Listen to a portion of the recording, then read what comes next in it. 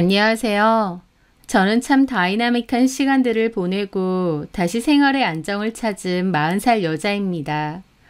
그 일이 있기 전까지 제 인생은 평범하고 순탄했어요. 살면서 힘든 일, 슬픈 일, 화나는 일들은 종종 있었겠지만 그런 것들이야 생활 속에서 늘 일어나는 자잘한 것들이었고 제 자신과 인생을 흔들 만큼의 그런 큰일은 없이 살아왔습니다. 여태까지는 그냥저냥 평범하게 별탈 없이 좋은 사람들을 곁에 두고 잘 지내왔다고 생각했는데 이 일을 겪어보니 참 억울하고 힘든 일도 많구나. 사람들이 모두 내 맘 같지 않구나. 아무렇지 않게 뒤통수 치는 사람들도 있구나 라는 것을 참 많이 알게 되었습니다. 지금도 그때를 돌이켜보면 다시 겪고 싶지도 떠올리고 싶지도 않은 나날이지만 또 그런 일은 겪음으로써 제 스스로를 잘 알게 되고 좀 더 성숙해지고 세상을 보는 시각이나 생각도 좀 더 넓어진 것 같기도 합니다. 평온했던 제 삶을 깨트렸던 그 일은 봄바람이 불어오던 봄날이었습니다. 그때 당시 저는 초등학교 4학년인 딸을 키우고 있는 엄마였습니다. 결혼한 지는 13년이 넘었는데 그때까지 나름 평온하고 안정적인 결혼 생활을 유지해왔어요. 또 저는 시댁 식구들과도 나름 잘 지내는 편이었습니다. 시부모님과도 잘 지냈고 무엇보다 남편과는 3살 터울인 신우 형님과 특히 잘 지냈어요. 신우는 그때 당시로 4년 전쯤 이혼을 하셨어요. 신우의 이혼 사유에는 여러 가지가 있었지만 가장 큰 이유는 고부 갈등이었습니다. 신우네 시부모님이 결혼 생활 내내 신우를 몹시 힘들게 했고 신우의 전남편인 시매부도 신우 편이 아니었다고 했죠. 신우는 아이들을 키우며 사셨는데 신우에게 못되게 구는 시부모님과 늘 차갑고 냉랭한 시매부 때문에 굉장히 힘들어 하셨어요. 아이들만 아니면 이혼하고 싶다는 얘기를 저에게도 자주 하셨고 하소연도 많이 하셨죠. 하지만 그때 당시 신우는 가정주부였고 경제적인 능력이 없었어요. 덜컥 이혼하면 애들은 어떻게 키우겠냐고 참고 사는 수밖에 없다고 그랬죠. 신우는 시부모님 때문에도 스트레스가 너무 심하고 남편도 밖으로만 돈다며 결혼 생활이 행복하지 않다고 저에게 신세한탄을 많이 했었습니다. 저는 그런 신우가 안타깝고 안쓰러웠고 신우가 그런 하소연을 할 때면 열심히 들어드리고 위로해드리곤 했었죠. 그러다가 결국 시부모님과의 문제와 시매부의 이기적인 행동 그리고 시매부의 이혼 요구로 인해 신우는 이혼을 하게 되었습니다. 사실 신우는 끝까지 이혼을 안 하고 싶어 했지만 시매부는 지속적으로 이혼을 요구했고 결국 작은 전셋집을 하나 마련해주고 거기서 살게 해준다는 조건으로 이혼을 하게 되었어요. 그 전셋집조차도 시매부의 명의였기 때문에 신우는 사실상 아무것도 받은 것도 없이 이혼을 당한 셈이었죠.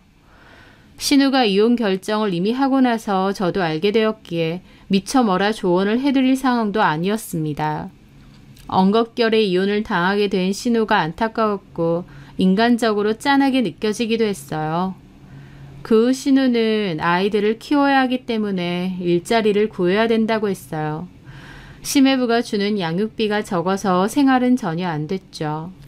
게다가 저희 시댁도 그리 잘 살지도 않고 여유가 있는 편도 아닙니다. 시부모님 2분이 같이 작은 가게를 하시는데 2분 먹고 살 정도만 되지 신우와 신우 아이들까지 건사할 정도는 안 되시거든요. 사정이 그렇다 보니 신우는 일자리 구하는 데 열을 올렸지만 이미 경력 단절이 된 지 15년도 더 된 아줌마를 써줄 회사는 잘 없더군요.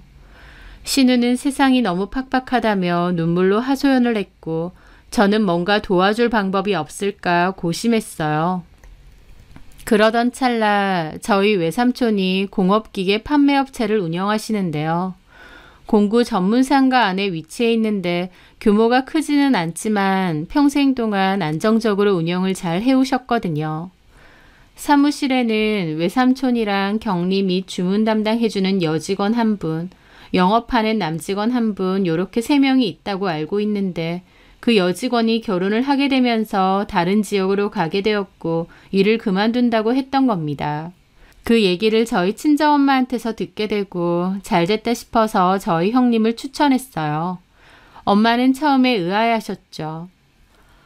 너네 형님 회사 생활 해본 지 꽤 됐잖아. 들어보니까 무슨 주문 프로그램도 이용해야 되고 격리일도 해야 된다는데 그런 걸 다 할 수 있겠어? 배우면 되지.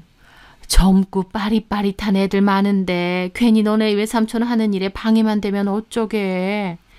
에이, 우리 형님 빠릿빠릿하고 얼마나 부지런한데 근성도 있고 근성이 있으니까 형님네 시어머니가 그렇게 못되게 굴어도 이악 물고 버티지. 그리고 셈도 빠르고 성격도 엄청 싹싹하시잖아. 외삼촌네 가게 오는 손님들한테도 싹싹하게 잘할걸? 요즘 젊은 친구들은 손님 왔으니 커피 타달라고 하면 그것도 기분 나빠서 안 한대. 근데 우리 형님은 얼마나 싹싹하게 잘하는데. 사람 잘 대하고. 그래도. 그리고 다른 거 다 떠나서 일자리 구하신다고 발 동동하는데 안타깝잖아. 애들 키우려고 저러시는 건데 나도 가족으로서 모른 척하기 힘들고. 그렇긴 하지. 뭐라도 도움될 수 있으면 주는 게 좋긴 한데. 알았어. 그럼 엄마가 외삼촌한테 잘 말해볼게. 외삼촌도 저희 형님 사정을 들으시더니 그럼 우리 회사 와서 일을 하라고 하셨답니다. 어쨌든 조카의 신우고 일자리가 필요한 상황이니까 좋은 마음으로 취업을 시켜주신 거죠. 저희 형님도 저에게 너무 고마워했어요. 정말 열심히 배울 거라고 하면서요. 그렇게 형님은 저희 외삼촌 회사로 취업을 했고 잘 다녔습니다. 초반에는 일을 새로 배우느라 좀 오래 걸리기도 했고 실수도 많았지만 그래도 저희 외삼촌이 잘 알려주셨고 형님도 일이 익숙해지고 난 다음부터는 너무 편하다며 잘 다니셨어요. 시부모님도 신우 취업을 도와준 저에게 고마워하셨고요. 그리고 그 일로 신우와 저도 더 친하게 잘 지낸 것도 있었죠. 그런데 신우하고는 잘 지냈지만 그맘때 남편하고는 조금씩 삐그덕거리고 있었습니다. 남편하고는 결혼 생활이 10년이 넘어가니 당연히 편하고 안정적이었지만 한편으론 좀 권태로운 부분도 없지 않아 있었습니다. 저희 부부는 초반에는 대화를 많이 하고 애정 표현도 많이 했지만 시간이 흐르면서 대화 같은 게 많이 줄어들었죠. 하지만 그렇다고 해서 남편을 사랑하지 않는다는 건 아니었고 세월이 흐름에 따라 사랑의 방식이 조금 달라졌다라고만 생각했었습니다. 그런데 그건 제 생각이었고 남편의 생각은 그렇지 않았다는 걸 나중에서야 알게 되었죠. 어느 날 남편이 저더러 대뜸 여자 손수건을 주면서 깨끗이 빨아달라고 하더라고요. 얼룩이 안 남게끔요. 보니까 커피가 좀 묻어 있었죠. 그런데 저는 좀 의아했습니다. 요즘은 손수건을 들고 다니는 사람이 그렇게 많지 않고 물티슈를 많이 쓰잖아요. 게다가 남편이 건넨 그 손수건은 누가 봐도 여자 손수건이었습니다. 저는 의아해서 누구 거냐니까 회사 동료 건데 자기가 커피를 흘렸고 빌려줬답니다. 저는 알겠다고 했고 어찌 보면 별일이 아닌데 이상하게 그 손수건에게서 묘한 느낌을 받았던 것 같아요. 그런데 그 후에도 남편의 이상한 행동은 또 있었습니다. 10시가 넘어가는 밤인데 갑자기 친구가 이 근처에 왔다며 잠깐 나갔다 오겠다는 겁니다. 남편 친구들은 저도 대충 다 알기 때문에 누가 이 시간에 갑자기 왔느냐며 그냥 집으로 데리고 오라고 했죠.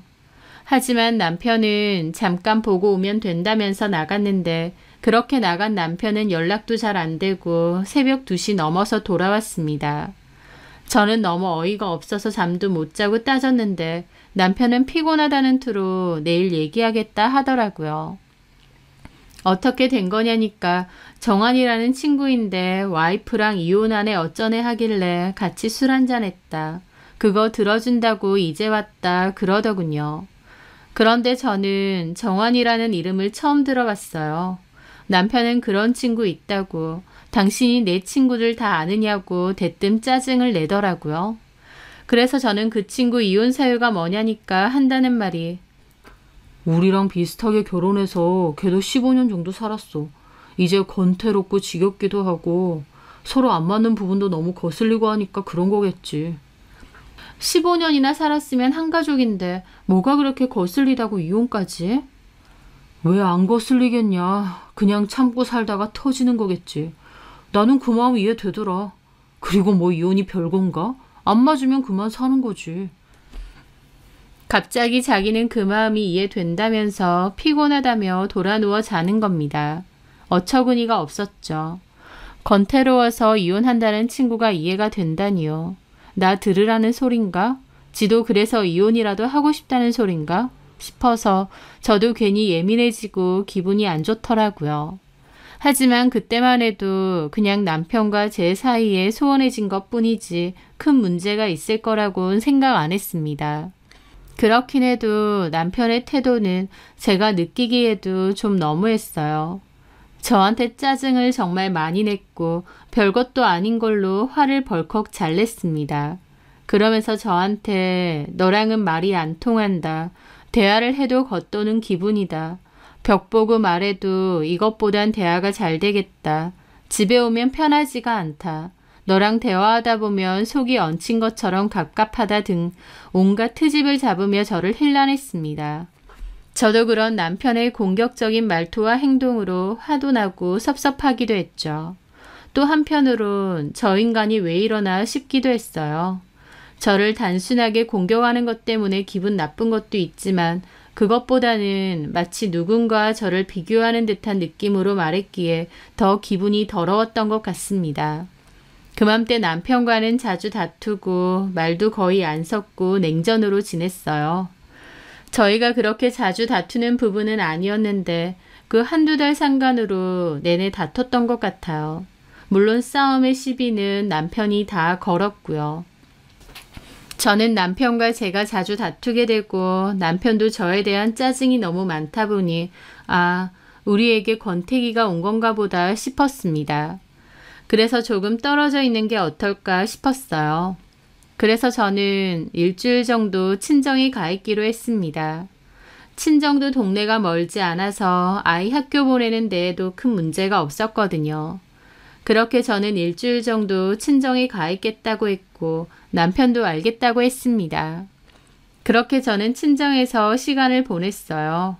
지내는 동안 부모님하고도 많은 얘기를 나누고 저 혼자서도 이런저런 생각을 많이 해봤죠. 우리 가족과 남편에 대한 생각도 하고 내가 요즘 남편에게 소홀했나 싶어서 반성도 했습니다. 아이한테만 너무 신경 쓰지 말고 남편한테도 관심을 가지고 신경을 쓰자. 예전처럼 취미생활도 많이 하고 잘 지내보자. 그렇게 마음을 다잡았습니다. 그리고 일주일 뒤 아이와 함께 저희 집으로 돌아왔죠.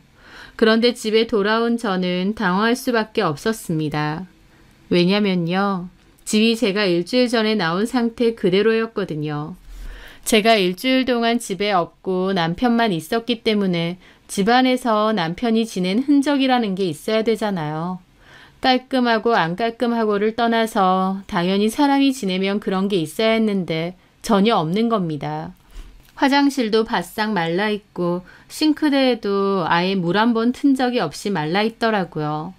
심지어 제가 나오기 전에 물 한 잔 마시고 식탁 위에 올려두었는데 그것까지도 그대로 있는 겁니다.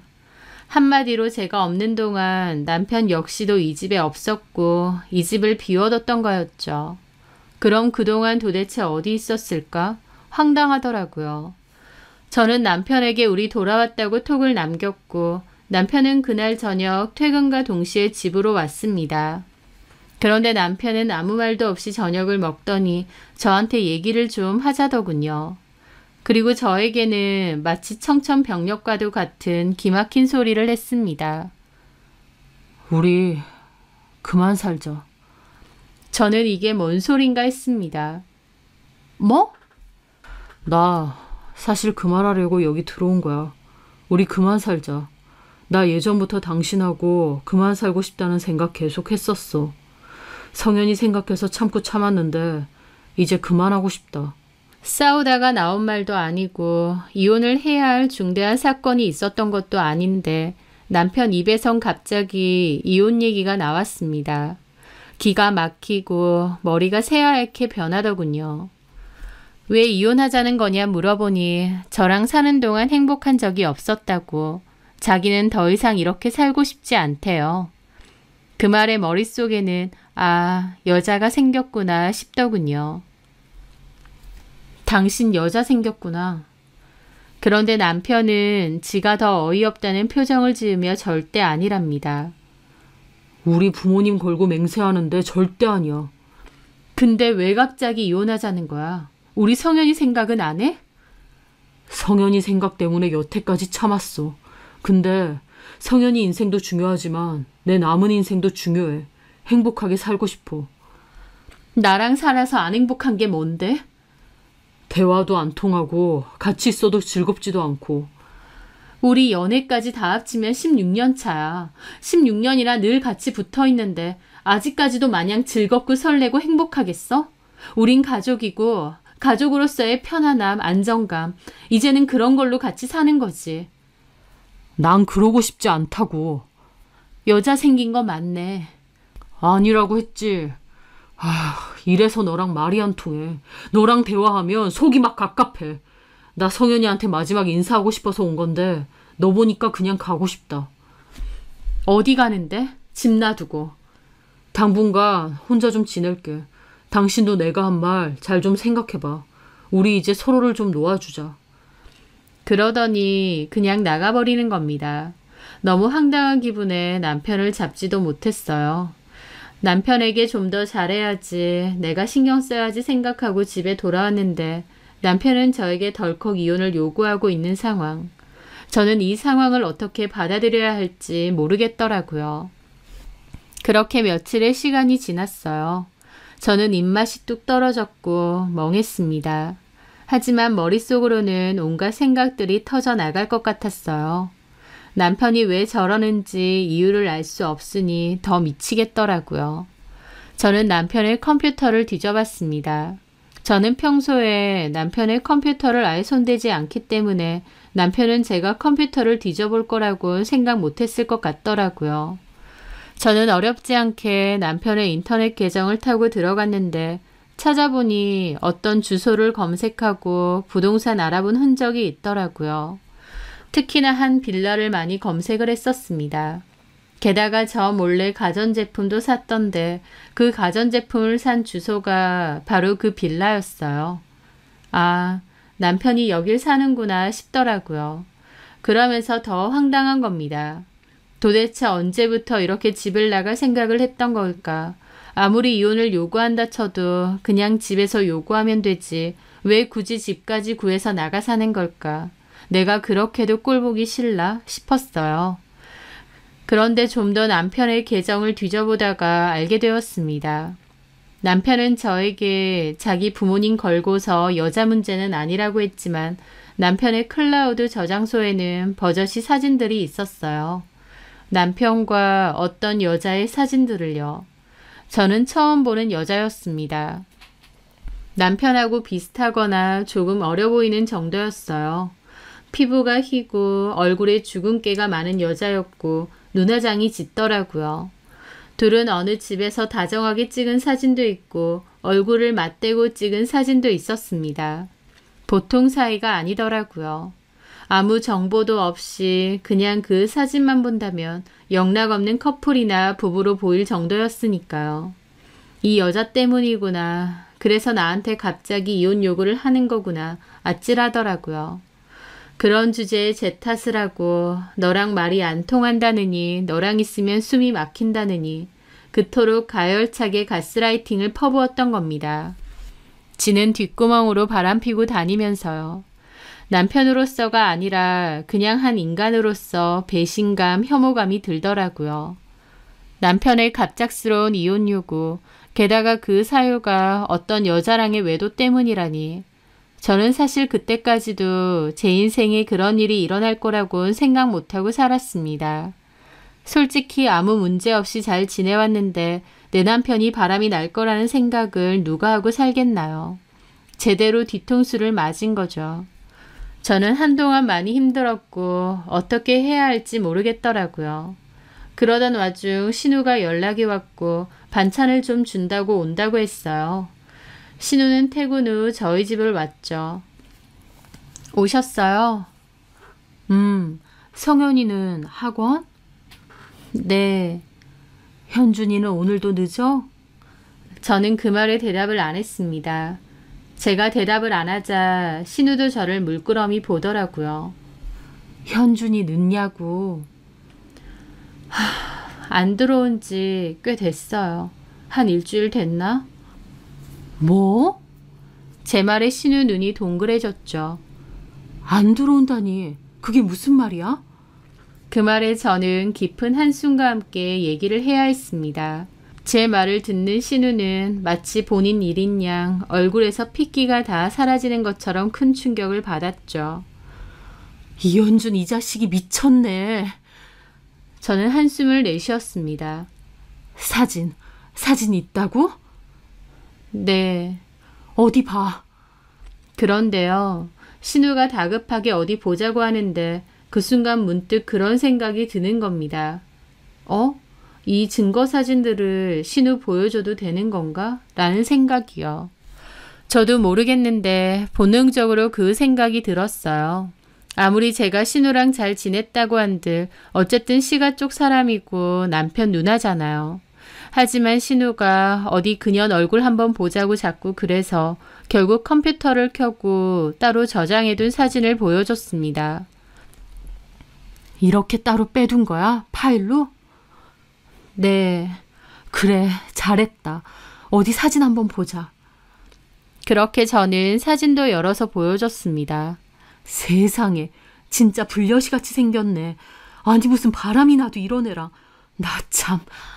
저는 아무 말도 하지 않았고 신우는 기가 막혀서 한참 그 여자 욕을 하더라고요. 그러더니 올케 얼마나 마음고생 심했어. 그래서 얼굴이 반쪽이 된 거구나.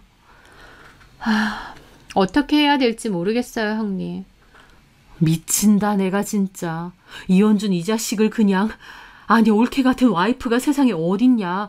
복을 발로 걷어차도 유분수지. 내가 진짜 같이 있었으면 이현준 머리통이라도 때렸다. 그년하고 이현준하고 가만 안 둬 둘 다. 신우는 잔뜩 열받아 했고 그래도 저 대신 그렇게 화내주고 방방 뛰니 좀 고맙더라고요. 신우는 제 손을 잡고 그랬습니다. 올케, 현준이가 무슨 정신인지 모르겠는데 제가 지금 뭐에 씌었나 봐. 내가 아주 다리 몽둥이를 분질러서라도 데리고 올게. 완전 그 여자한테 미친 것 같아요. 저한테 계속 이혼 요구하고. 남자들 살면서 한 번씩 바람 핀대. 현준이는 내가 잘 알잖아. 잠깐 어떻게 됐나 본데 내가 설득할 거야. 그리고 그년도 가만 안 둘 거고. 올케, 나는 무조건 올케 편이야. 올케랑 나랑 같이 한 시간이 얼만데. 우리 가족이잖아. 내가 필요한 거 있음 뭐든 도와줄게.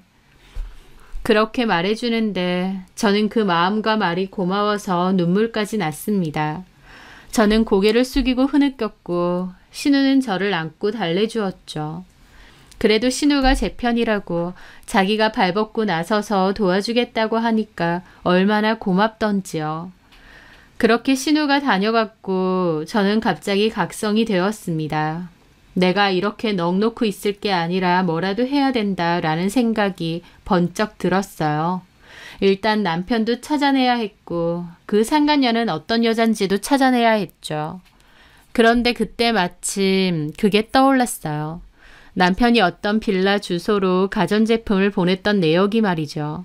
저는 그래 맞다. 그 빌라에 그년이랑 같이 살겠구나 싶었고 그 주소를 다시 뒤져봤습니다. 그리고 그 주소도 알아냈죠. 그리고 다음날 좀 더 뭔가를 찾아보려 다시 남편 계정으로 접속하려는데 비밀번호가 바뀐 겁니다. 더 이상 접속이 안 되더라고요. 남편이 그 사이에 눈치를 챘나 보다 싶었죠. 그래도 그나마 다행인 건 외도 사진들과 집 주소까지는 알아냈다는 것이었어요. 그런데 그때도 좀 의아하긴 했습니다. 그때까진 남편이 몰랐던 것 같은데 갑자기 알아채고 계정 비번을 바꿨다는 것이요. 나중에 어떻게 된 건지 알게 되고 헛웃음을 지었죠. 하여튼 그때 저는 남편이 지내는 집 주소를 얻게 되었고 바로 찾아가 보기로 했습니다. 그 주소대로 찾아갔는데 이게 우연인지 운명인지 공교롭게 그 여자가 거기서 나오고 있었어요. 그 사진 속 여자가요. 그 여자는 제 얼굴을 모를 수도 있지만 너무 당황해서 모르는 차 뒤로 확 몸을 숨겼습니다. 찰나긴 했지만 분명 그 여자 얼굴을 봤고 그 사진 속 여자가 맞았어요. 그 여자는 빌라 근처에 주차되어 있는 외제차에 올라타더라고요. 빌라는 급하게 구한 것인지 외관이 그저 그랬는데 그 여자가 타고 있는 차는 딱 봐도 굉장히 고가의 차였습니다. 저는 그 여자가 시동을 걸고 있는 틈에 조용히 제 차로 돌아와 역시나 시동을 걸었어요. 그리고 그 여자 차를 미행했습니다. 이게 뭐라고 손에 땀이 계속 흐르고 긴장되더라고요. 놓치면 안 된다는 생각만 했던 것 같아요. 하여튼 좀 가다가 그 여자는 번화가에 있는 한 건물의 주차장에 차를 대더라고요. 저도 조심히 따라가 보는데 차에서 내린 그 여자는 근처 미용실로 들어갔습니다. 그 미용실은 통유리로 되어 있어서 밖에서도 안이 어느 정도 보였어요. 머리를 하러 왔을까 싶기도 했는데 멀리서 가만 보니 그 여자는 직원들과 인사를 하고는 스텝실 같은 곳으로 들어가더라고요. 아, 저기서 일하는 여자구나 싶었습니다. 저는 그 미용실 간판도 찍었죠. 저 상간녀가 제 얼굴을 아는지 모르는지 몰랐기 때문에 섣불리 들어갈 수는 없었고 일단은 그쯤에서 집으로 돌아왔습니다. 상간녀와 남편이 사는 집도 알아냈지만 여기서 뭘 어떻게 더 해야 할지 모르겠더라고요. 그 와중에 남편은 집에 돌아오지는 않으면서 계속 연락해서 이혼을 해달라고 했습니다. 그래서 저는 남편에게 전화를 걸어 대놓고 말했죠. 부모님을 걸고 여자 문제는 아니라더니 뭐가 아니냐. 너 여자랑 바람나서 살림살이까지 차린 거 내가 모를 줄 아느냐고요. 그런데 남편은 제가 본인 인터넷 계정으로 그런 정보를 알아냈던 것도 알더라고요. 그래서 왜 남의 계정을 함부로 뒤지고 다니냐며 이거 문제 삼을 수도 있다고 했습니다. 그러면서 저한테 정말 질린다고 하는 겁니다. 아니 본인은 여자랑 바람나서 집까지 나간 주제에 남아있는 저는 도대체 이유가 뭘까 미치고 팔짝 뛸 것 같아 어떤 방법이든 찾아본 건데 미안한 기색 하나도 없이 끝까지 제 탓을 하다니요. 아무리 여자한테 눈이 돌았어도 그렇지 나한테 이렇게까지 할 수 있나 싶더라고요. 남편은 그 후에도 지속적으로 이혼을 요구했고 저는 어떻게 해야 할지 내가 결정 내리기 전에 이혼 얘기하지 말라고 했습니다. 당신은 유책이고 이혼을 결심해도 내가 할 건데 당신이 이렇게 지속적으로 이혼을 요구하는 걸 보니 나는 죽어도 안 해주고 싶다고 했죠. 제가 왜 남편 원하는 대로 해줘야 하는지 모르겠더라고요. 그 와중에 저는 그 상간녀의 정체에 대해서도 궁금했습니다. 도대체 어떤 여자고 어떻게 내 남편을 만난 건지 너무 궁금했죠. 그래서 그 미용실을 한번 찾아가 보기로 했습니다. 그 여자와 대면을 해야겠다 싶었던 거죠. 그렇게 결심을 하던 사이 신우가 저를 찾아왔습니다. 그런데 대뜸 저에게 그 상간녀의 정체를 알아냈다고 하는 거예요. 어떻게요? 내가 현준이 따로 만나봤지. 올케랑 현준이랑 그러고 있는데 내가 가만히 있을 수 있어? 만나서 뭐라고 하셨어요? 네가 제정신이냐. 세상 남자들 다 그래도 네가 그럴 줄 몰랐다. 어떻게 올케를 배신하느냐. 너 나중에 천벌 받는다. 내가 색 난리를 쳤어. 그랬더니 뭐라던가요? 내 말은 들리지도 않는 것 같아. 우리 일이니까 누나는 빠지래. 어이가 없더라고요. 그래서 그 여자 어떤 여자냐고 물어봤어.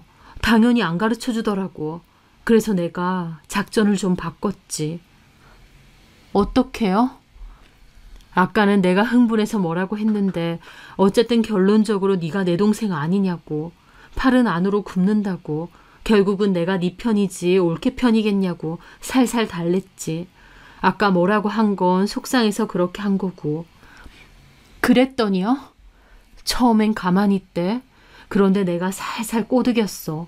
어떤 여잔지 나도 알고 싶다.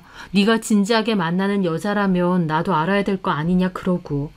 그래도 안 가르쳐 주려는 거 내가 갖은 수로 꼬셨는데 그랬더니 슬쩍 알려주는 거야. 지보다 2살 어리고 주식 동호회에서 만났대. 옳게도 알잖아. 현준이 주식하는 거. 알죠. 그걸로 돈 좀 벌었다는 여자래. 원래 직업은 미용사인데 주식으로 재미를 꿰봐서 이제 다니던 샵은 그만둘 거라고 했나 봐. 그리고 우리 현준이한테도 그런 정보를 많이 알려줬다는 것 같더라고. 그러다가 둘이 눈이 맞은 거지. 주식으로 돈을 꽤 벌었다는 얘기에 그 여자가 타고 다니는 고가의 외제차가 떠오르더라고요. 어쩐지. 그래서 그 비싼 차를 타고 다녔구나. 그 말에 신우가 놀라더라고요. 비싼 차라니. 그 여자 실제로 봤어? 저는 신우에게 그 얘기를 했습니다. 신우가 저를 위해서 일부러 그 상간녀 정보까지 알아올 정도다 보니 저도 신우를 많이 믿었어요. 남편의 외도와 이혼 요구에 스트레스가 엄청 많았는데 어디다가 도움을 요청해야 될지도 모르겠고 방법이 없었거든요. 그 와중에 신우는 저를 적극적으로 도와주려고 했으니 저도 신우를 믿고 얘기했던 거죠. 그럼 사는 집도 아는 거고 그 여자 미용실도 아는 거네? 네, 그래서 말인데요, 형님. 혹시 저랑 거기 같이 가주실 수 있어요? 그 집에? 아니면 미용실? 둘 다요. 저 혼자는 심장이 떨려서 못 가겠어요. 신우는 잠깐 망설이더니 알겠다고 같이 가자고 했습니다. 저는 고맙다고 했고 언제쯤 쳐들어갈지 날짜를 정했어요. 그리고 그날이 다가와서 저는 신우와 함께 그 집으로 향했습니다. 주말 오전이었기에 집에 있을 거라 생각했어요. 일단 신우가 초인종을 눌렀습니다. 자기 왔다고 문 좀 열라고 하면서요. 저보다는 신우가 나서야 문을 열어줄 것 같았죠. 하지만 문은 열어주지도 않고 안에선 아무 대답도 없더군요. 저는 화가 나서 안에 있는 거 안다고 문 열라고 두들겼습니다. 그런데 저희가 소란을 피우니 옆집에서 누가 나오더라고요. 뭐예요? 왜 이렇게 시끄럽게? 옆집 사람이 갑자기 나오자 저도 좀 당황했죠. 그런데 거기 사람 없어요. 이사 갔어요. 엊그제였나? 라는 겁니다. 네? 이사요? 네. 갑자기 저녁에 어수선해서 지나가다 보니까 이삿짐 챙기던데요. 거기 사람 없으니까 두드리지 마세요. 아, 네. 죄송합니다. 너무 황당한 기분이었습니다. 어떻게 된 건지 그 며칠 사이에 남편과 그 여자는 도망을 간 것이었습니다. 그래서 저는 신우에게 그 여자 다니는 미용실을 가보자고 했어요. 신우도 알겠다고 했고 곧장 미용실로 향했습니다. 그런데 미용실도 상황은 마찬가지였습니다. 그 여자가 어제 갑자기 그만뒀다는 거예요. 그런데 좀 이상한 거예요. 갑자기 이사를 간 것도 이해가 안 되고 다니고 있던 미용실을 그만둔 것도요. 물론 그 여자가 주식으로 돈을 벌어서 미용실을 그만둔다고는 했지만 이렇게 급하게 그만둔 건 뭔가를 알고 하는 행동 같았죠. 좀 찝찝한 기분이 들었고 어쨌든 남편도 그 여자를 급습하는 것도 실패한 채로 돌아왔습니다.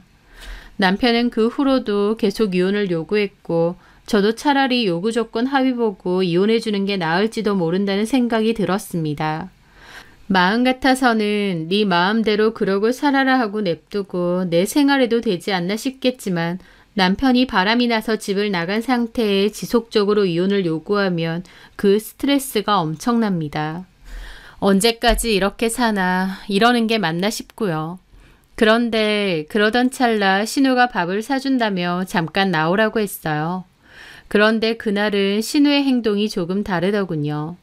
자기 동생이지만 어떻게 그럴 수 있느냐 하면서 동생과 상간녀를 욕했던 신우인데 그날은 저에게 이혼을 하는 것이 낫지 않겠느냐 설득을 하는 겁니다.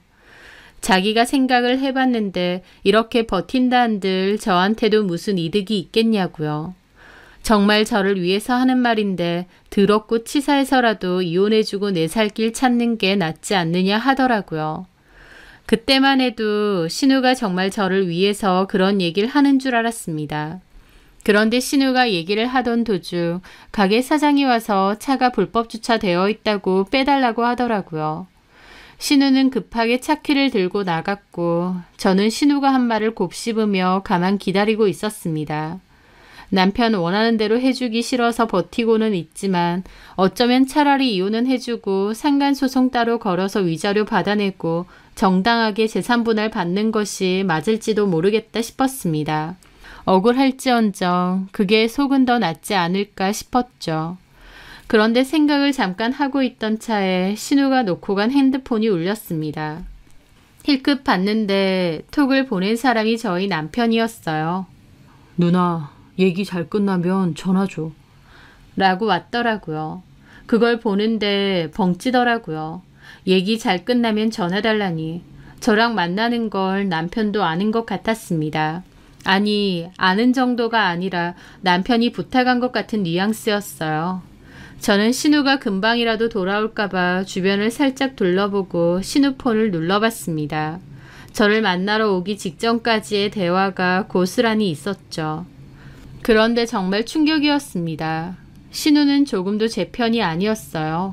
왜냐면 애초에 제가 남편 계정으로 정보를 알아낸 것, 사진을 갖고 있는 것, 그 여자와 남편이 같이 사는 주소를 알고 있는 것 등등 제가 신우에게 했던 그 모든 말을 다 남편에게 고스란히 전해주었거든요. 심지어 제가 신우에게 같이 찾아가 달라고 했는데 그 말마저도 다 해서 남편과 그 여자가 이사를 간 거였습니다. 그 여자는 개망신 당하기 전에 미용실 그만둔 거고요. 그걸 깨닫게 되자 알겠더라고요. 어떻게 공교롭게 남편이 도망을 간 건지요. 남편은 신우에게 그 모든 얘기를 듣고 있었던 거고 저한테는 저를 도와준다고 했지만 사실은 철저히 남편 편에 서서 남편을 도와주고 있었던 겁니다. 와, 그때의 그 기분이란 그냥 단순히 팔이 안으로 굽는구나 정도가 아니었습니다. 차라리 남편 바람핀 거 알았을 때 어쨌든 내 동생이라서 나는 내 동생 편이다 라고 했다면 그게 더 인간적이었을 겁니다. 저한테는 네 편이 돼준다고 다 도와주겠다고 자기 남동생과 그 상간녀를 용서할 수 없다며 더 방방 뛰어놓고 뒤에서는 이런 박쥐짓을 하고 있나요? 사람보다 무서운 거 없다더니 정말 소름 돋더라고요. 저는 너무 기가 막혀 있다가 이런 것도 다 남겨야겠구나 싶었습니다. 그 와중에도 이성적인 생각이 번쩍 들더군요. 저는 떨리는 손으로 제 폰을 이용해서 대화들을 급하게 찍었습니다. 금방이라도 신우가 들어올 것 같아 다 찍지는 못했지만 그래도 많은 대화들을 찍었죠. 그러다가 밖을 보니 신우가 주차를 했는지 들어오는 게 보이는 겁니다. 저는 재빨리 신우 폰을 원래 자리에 갖다 놨죠. 요 근방에 댈 데가 없어서 멀리 대고 왔어. 하면서 앉자마자 남은 아이스 커피를 원샷 하더라고요. 그 얼굴이 얼마나 가증스러운지 꼴도 보기 싫은 겁니다. 이제 그만 일어나죠. 그래, 올케. 내가 한 말 잘 생각해보고 다 올케를 위한 거니까. 내가 올케 생각하면 걱정이 돼서 잠이 안 와. 나는 솔직히 올케를 거의 내 친동생이라고 생각하고. 그 말에 저도 모르게 헛웃음이 나왔습니다. 제가 기막혀서 웃으니까 신우도 당황하더라고요. 왜 웃어? 제가 왜 형님 친동생이요? 형님 친동생은 따로 있는데. 갑자기 제가 삐딱하게 나오니 신우도 당황한 기색이 역력하더라고요. 올케, 왜 그래? 나는 걱정돼서 하는 소린데 왜 그렇게 받아들여? 뭔 걱정이요? 동생 원하는 대로 이혼시켜야 되는데 제가 이혼 안 해줄까 봐 걱정이요? 올케, 말 다 했어? 사람 진심을 왜 그렇게 봐? 설령 내 동생이 잘못했다 한들 나는 올케 편이라고 했잖아. 작작 좀 하세요. 방금 형님 동생한테서 문자 왔습디다. 얘기 끝나면 전화 주라고. 어디 전화해 보세요. 그 말에 신우도 놀라더라고요. 내 폰 봤어? 예, 봤어요. 너무 이상해서 봤는데 이제 알겠네요. 그 년놈들이 어떻게 알고 도망간 건지. 형님이 다 말했죠. 제가 증거 어떻게 찾았는지도 다 얘기했고요. 참고로 남편은 제가 집 비웠을 때 몰래 집에 들어와 컴퓨터 본체를 챙겨가기도 했습니다. 신우한테 듣고 증거가 있는 본체를 통째로 들고 가버린 거였죠. 제가 다 알고 있다고 하자 신우도 몹시 당황하더니 지가 더 화를 내는 겁니다. 남의 폰을 왜 봐? 그거 범죄야. 그게 범죄 같으면 본처랑 애 놔두고 바람피는 형님 동생은요? 앞에서는 나 위하는 척하면서 뒤에서는 동생 시다발이 역할이나 하는 형님은요? 말 다 했어? 시다발이? 내 말 틀렸어요? 아까 대화를 다 보진 않았지만 얼추 보니까 동생한테 돈 좀 받았던데요. 그리고 그 여자한테 주식 정보 달라느니 그랬죠. 그런 거 좀 받자고 이렇게 뒤통수를 치세요? 제가 따지고 드니 신우는 얼굴이 시뻘개지더라고요. 네, 그 대화에서는 그런 내용도 있었습니다. 저희 남편이 주식으로 번 돈이 있으니 그걸로 누나한테 300만 원 보내주겠다. 그러니까 나 좀 도와줘라 라는 내용도 있었고 그 상간녀가 주식을 정말 잘한다며 나중에 좋은 정보 주겠다고 애엄마 설득 좀 시켜주라는 내용도 있었죠. 한마디로 돈 몇 푼에 바로 배신 때리고 분탕질 한 겁니다. 제가 그렇게 말하는데도 한마디도 못하고 있는 거 보니 정말 인간이 어쩜 저러나 싶더라고요. 본인도 일방적인 이혼을 당했었고 누구보다 제 처지, 제 마음 잘 알 텐데도 어쩜 돈 몇 푼에 이러나 싶은 게 저 도와준다고 말이나 말던가요. 어쨌든 신우도 시댁 식구고 남편 누난데 내가 너무 순진하고 멍청했나 싶기도 하고 하여튼 도저히 거기 못 있겠더라고요. 저는 자리에서 일어나려다 한마디 했습니다. 외삼촌한테도 얘기할 거예요. 뭘? 설령 형님 원하는 대로 내가 이혼해준다고 해도 나도 애 키우고 살아야 되는데 먹고 살아야 되지 않겠어요? 일자리 필요하고요. 그게 무슨 소리야? 사장님한테도 말해서 나 자르고 거기 들어가기라도 하겠다고? 제가 말은 안 했지만 형님 사무실에서도 문제 많던데요. 마음대로 점심시간에 늦게 오고 출근 시간에 지각하고 일도 꽤 오래 했는데도 아직까지 실수도 많다면서요. 그나마 외삼촌이 저 봐서 형님 놔두고 있었던 거예요. 근데 제가 이런 얘기 전해주면 외삼촌이 굳이 형님을 쓸 필요가 있을까요? 옳게. 남의 일자리 갖고 그러는 거 아니지. 어디서 협박이야. 그럼 그 소중한 일자리 있을 때 잘 좀 하시지 그랬어요. 오죽하면 외삼촌도 저만 아니면 직원 바꾸고 싶다 그러시겠어요. 저도 얼마나 죄송했다고요. 형님이 저 이렇게 배신 때렸는데 저는 왜 계속 외삼촌한테 그래도 참고 형님 계속 쓰시라고 해야 되는데요. 그 말에 신우는 말문이 막힌 듯 대답은 못하고 입 벌린 채 저를 빤히 쳐다만 보더라고요. 동생하고 돈 잘 번다는 상간녀 있으니까 그쪽으로 기대보세요. 저한테는 이제 연락도 마시고요. 이혼을 하든 안 하든 형님하고 다시는 볼 일 없을 겁니다. 저는 정말 더러운 기분을 안고 그곳을 빠져나왔죠. 남편한테도 배신당했는데 신우한테도 또 배신당하고 와, 정말 세상에 믿을 놈 없구나 싶었죠. 저는 그 후로도 이혼은 안 하겠다 버텼습니다. 더더욱 원하는 대로 해주고 싶지 않았어요. 그러다가 남편이 몹시 솔깃한 제안을 하더군요. 원래는 재산 분할을 해도 반반인데 남편이 지금 집을 제가 가지게 해줄 테니 이혼만 해달라고 하더라고요. 남은 대출은 다 제가 떠안으라고 하면서요. 와, 집까지 포기할 정도로 그렇게까지 상간녀가 좋나 싶으면서도 저한테 나쁘지 않은 조건이었습니다. 애 키우면서 살아야 되니 집도 필요했고요. 그래, 이 조건이면 됐다 싶어서 저도 좋다 이혼해주겠다 했습니다. 하지만 이혼과 별개로 위자료 소송도 할 거라고 했더니 남편은 그런 법이 어디 있느냐 했고 그걸로 또 남편과는 다툼이 있었죠. 속절없이 시간은 흘러갔고 저는 그 와중에 위자료 소송 판결을 앞두고 있었습니다. 어차피 위자료 소송도 끝이 났고 남편은 결국 다시 협의 이혼해달라고 하더라고요. 그래서 저는 결국 위자료 소송 승소를 하고 남편과는 협의로 이혼을 했습니다. 집과 남은 대출금은 제가 다 받기로 하고 제가 원하는 대로 마무리가 된 거죠. 남은 대출금이 꽤 되긴 했지만 어쨌든 집까지 받아냈기에 제가 원하는 것은 된 셈이었어요. 그 여자 어차피 주식으로 돈 잘 번다고 하니 그 여자 돈으로 잘 먹고 잘 살면 되겠네 싶더군요. 그리고 저는 일찌감치 외삼촌에게 말해서 신우를 회사에서 정리했습니다. 신우는 부당해고람에 난리쳤지만 애초에 신우의 근무 태만이 심했고 또 주문 문제로 꽤 큰 금전적인 문제를 일으킨 적도 있었거든요.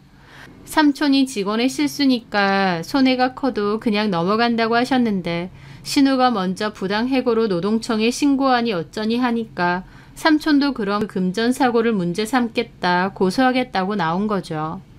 그 고소 당하면 더 문제가 커질 것 같았던 신우는 조용히 퇴사를 하겠다고 했고 그 자리는 제가 들어가서 일하게 되었습니다. 그 자리가 정시 퇴근이고 일도 많지는 않습니다. 바쁠 때만 좀 바쁘고요. 그리고 기본적으로 저희 외삼촌이 월급을 후하게 주는 편이에요. 그래서 사실 신우에게도 놓치기 싫은 일자리였을 텐데 박쥐짓한 대가는 치러야 했죠. 그리고 애초에 제가 그렇게 본인을 신경 써줬는데 돈 몇 푼에 제 뒤통수를 그렇게 친다는 것만 봐도 신우의 인간성을 알만하구나 싶었고요. 하여튼 저는 취업도 하고 집도 얻고 이혼도 잘 끝냈습니다. 전 남편과 전 신우만 생각하면 어떻게 인간들이 그러냐 싶지만 다 끝났으니 잊고 살자 마음을 다잡고 열심히 일했습니다. 외삼촌도 제가 꼼꼼하고 야무지게 일을 잘해줘서 좋다며 칭찬을 아끼지 않았죠. 그렇게 지내고 있던 도중 건너서 신우와 전 남편 소식을 들었습니다. 참 어이없게도 아내랑 자식까지 버려가며 집 나가서 이혼해달라기에 무슨 세기의 사랑이라도 난 줄 알았는데 딱 2년 살고 그 여자가 바람나서 헤어졌답니다. 그 과정에서 그 여자랑 다툼도 있고 폭행 사건까지 불거졌다는데 애초에 바람으로 이뤄진 관계 주제에 그 관계가 뭐 얼마나 책임감과 의리가 있었겠나요. 결국 같은 일로 헤어진 거고 남편은 제가 그랬듯 본인도 똑같은 그 더럽고도 비참한 기분을 느꼈겠죠. 그리고 결정적으로는 그 여자의 바람 때문에 헤어진 거지만 그 전부터 사이가 안 좋았던 게 그 여자의 추천으로 신우가 주식 종목을 샀는데 그 주식이 완전 곤두박질을 쳤답니다. 초반에는 그 여자의 추천으로 신우도 재미를 좀 본 모양인데 결국 마지막은 번 것보다 잃은 것이 몇 배나 많은 상태가 되었던 거죠. 그 일로 신우와 그 여자 또 남편과 신우 사이에 갈등이 심했던 것 같더라고요. 들리는 얘기에 따르면 신우가 남편 찾아가서 멱살을 잡았다는 말도 있고요. 신우랑 그 여자가 몸싸움 했다는 말도 있더군요. 결국 신우는 일자리도 잃고 주식으로 그나마 있던 돈까지 대거 날린 셈이었죠. 그것들 잘 먹고 잘 산다는 얘기 들으면 저도 참 속이 쓰릴 것 같았는데 그 모양 그 꼴로 산다고 하니 통쾌하긴 하더라고요. 이혼을 해서 힘든 점도 있고 아쉽거나 서러운 점도 분명 있습니다. 하지만 그만큼 자유롭고 좋은 것도 있어요. 모든 것에는 장단점이 있듯 이혼도 그런 것 같습니다. 참 많은 일을 겪었던 것 같고 그 속에서 배신도 느끼고 억울함, 참담함, 비참함 골고루 다 느꼈어요. 그래서 그때를 떠올리기만 해도 씁쓸하기도 하지만 또 한편으론 그런 일을 겪음으로써 저 자체는 많이 성숙해진 것 같기도 합니다. 그리고 또 새로운 인생을 시작하게 된 계기가 된 것 같기도 하고요. 험난한 이혼 과정이었지만 어쨌든 저에게 유리하게 잘 마무리가 되었고 또 그것들은 자기들끼리 치고받고 싸우고 처절하게 망해간다고 하니 이만하면 나에게는 해피엔딩이 아닌가 싶네요. 저는 앞으로도 행복하게 제 삶을 잘 꾸리고 아이 잘 키우면서 살아가려 합니다. 제 사연 들어주셔서 감사합니다.